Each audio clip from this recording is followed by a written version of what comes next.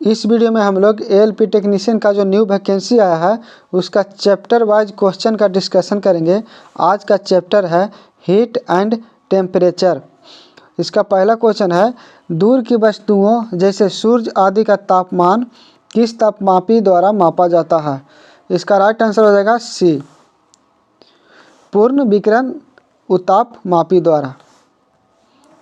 Second question देखेंगे, quantum सिद्धांत का प्रयोग निम्नलिखित में से किसे स्पष्ट करने के लिए किया जाता है?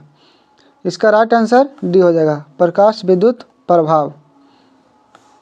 थर्ड नंबर क्वेश्चन को देखेंगे हम लोग, खाली स्थान दिया हुआ है, ऊष्मा प्रति इकाई द्रव्यमान है जो किसी पदार्थ को एक ही ताप और दाब पर ठोस से द्रव में बदलने के लिए आवश्यक है। तीसरा का राइट आंसर डी हो जाएगा, द्रवण की गुप्त ऊष्मा।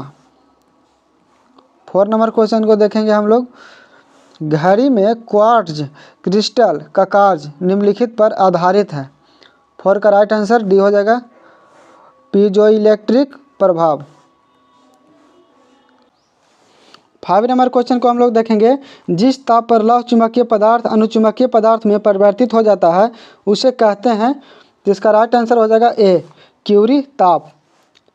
उसके बाद चलेंगे 6 नंबर क्वेश्चन की तरफ, यदि T1 दिल्ली में पानी का क्वथनांक है और T2 शिमला में पानी का क्वथनांक है तो T1 और T2 के बीच का सही संबंध है। इसका राइट आंसर हो जाएगा बी ऑप्शन राइट हो जाएगा, T1 T2। उसके बाद 7 नंबर क्वेश्चन देखेंगे, दो गोले समान आकार के तथा समान धातु के बनाए गए हैं परंतु एक खोखला है तथा दूसरा ठोस है, दोनों को समान ताप पर गर्म किया जाता है तो 7 का राइट आंसर सी हो जाएगा, दोनों गोला समान फैलेंगे। 8 नंबर क्वेश्चन देखेंगे, यदि किसी धातु को खाना पकाने के बर्तन बनाने में प्रयुक्त किया जाता है तो ताप चालकता, तो 8 का राइट आंसर हो जाएगा बी, अधिक होनी चाहिए।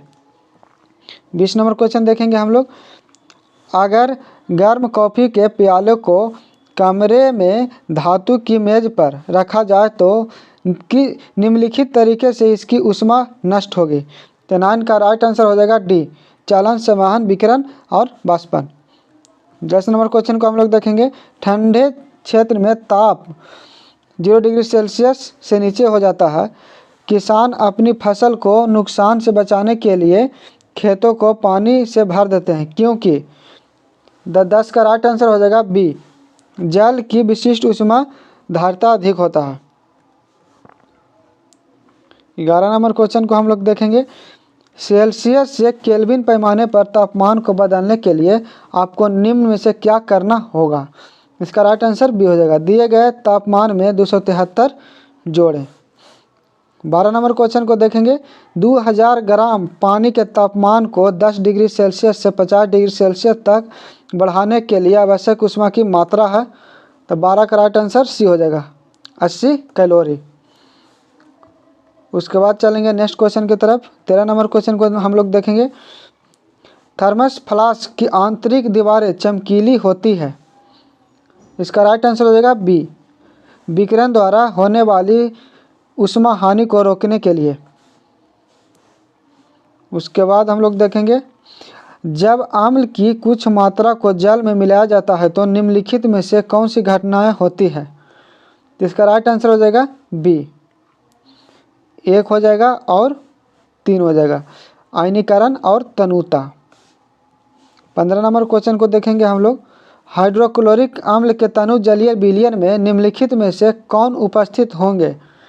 15 का राइट आंसर ए हो जाएगा, H3O plus Cl। 16 number question को देखेंगे, निम्नलिखित में से कौन सा कथन गलत है? इसका राइट आंसर सी हो जाएगा, सोडियम हाइड्रोक्साइड NaOH की क्षारीय प्रकृति सोडियम आयनों की उपस्थिति के कारण होती है। 17 नंबर क्वेश्चन को देखेंगे, इनमें से कौन सा लवण प्रत्याम्लों का एक सक्रिय संघटक है? 17 का राइट आंसर ए हो जाएगा, NaHCO3। NaHCO3। 18 नंबर क्वेश्चन को देखेंगे हम लोग, एक मिश्रण में लवण एवं अम्ल का अनुपात 5:7 है। यदि मिश्रण का भार 360 ग्राम है तो उसमें मौजूद अम्ल का भार कितना होगा? 18 का राइट आंसर हो जाएगा डी 210 ग्राम।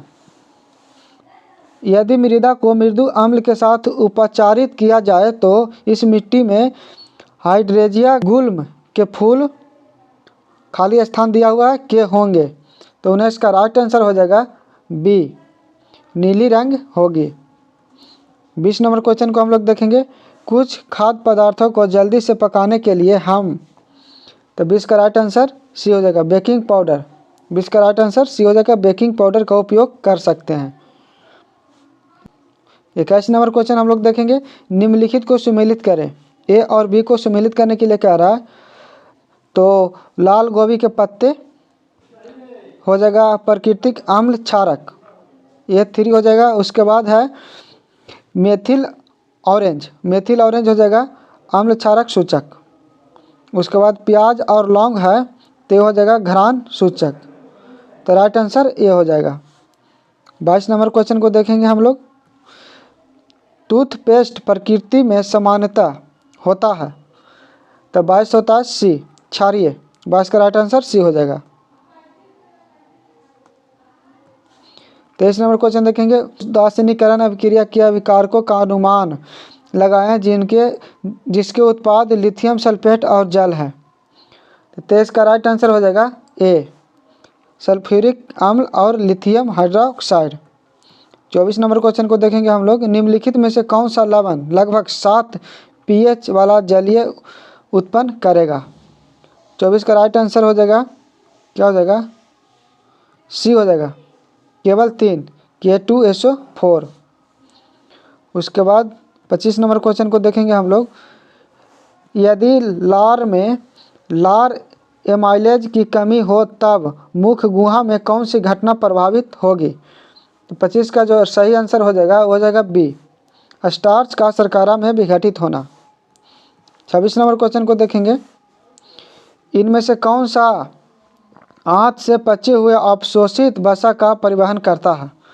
26 का राइट आंसर डी हो जाएगा लसिका। 27 नंबर क्वेश्चन देखेंगे। पाचन के अंत में जारी ऊर्जा का रूप कौन सा होता है? इसका राइट आंसर डी हो जाएगा रासायनिक ऊर्जा। 28 नंबर क्वेश्चन को देखेंगे। कार्बोहाइड्रेट्स प्रोटीन और वसा का पूर्ण पाचन कहाँ पर होता है? 28 का राइट आंसर हो जाएगा सी छोटी आंत में। 29 नंबर क्वेश्चन देखेंगे।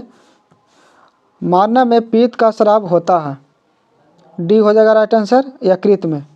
30 नंबर क्वेश्चन देखेंगे। मेटाबॉलिज्म या चयापचय संबंधित है, तो शरीर में होने वाली सभी रासायनिक प्रतिक्रियाएं बिल्कुल सही है। सरल अणुओं से जटिल अणुओं का संश्लेषण बिल्कुल सही है। उपचय और अपचय ये बिल्कुल सही है। इसका राइट आंसर हो जाएगा, हम लोग देखेंगे डी ऑप्शन राइट हो जाएगा। 31 नंबर क्वेश्चन देखेंगे हम लोग। पाचन के दौरान भोजन सरल पदार्थों में विघटित होता है। उदाहरण के लिए चावल, आलू और ब्रेड में खाली स्थान दिया है होते हैं तो विघटित होकर का निर्माण करते हैं। 31 का राइट आंसर हो जाएगा कार्बोहाइड्रेट और ग्लूकोज, ये ऑप्शन राइट हो जाएगा। 32 नंबर क्वेश्चन को हम लोग देखेंगे। निम्नलिखित में से वह अंग कौन सा है जो मानव शरीर में ग्लाइकोजन के रूप में कार्बोहाइड्रेट को जमा करता है? तो 32 का जो राइट आंसर हो जाएगा डी हो जाएगा यकृत। निम्नलिखित में से कौन सा कथन गलत है? तो इसका राइट आंसर हो जाएगा डी मुख में मौजूद जीवाणु मुख से बचे हुए भोजन कणों का विघटन करके क्षार उत्पन्न करते हैं। राइट आंसर ए हो जाएगा। ए में दिया हुआ है डी, तो राइट आंसर डी हो जाएगा। उसके बाद 34 नंबर क्वेश्चन देखेंगे हम लोग। जठर रस में डुबोने पर पीएच पेपर का रंग कैसा हो जाएगा? तो इसका राइट आंसर डी हो जाएगा लाल। 35 नंबर क्वेश्चन देखेंगे हम लोग। क्या कह रहा है? लार एमाइलेज के पाचन में मदद करता है, तो इसका राइट आंसर हो जाएगा डी स्टार्च। तो आज के लिए इतना ही, फिर मिलते हैं नेक्स्ट चैप्टर के साथ।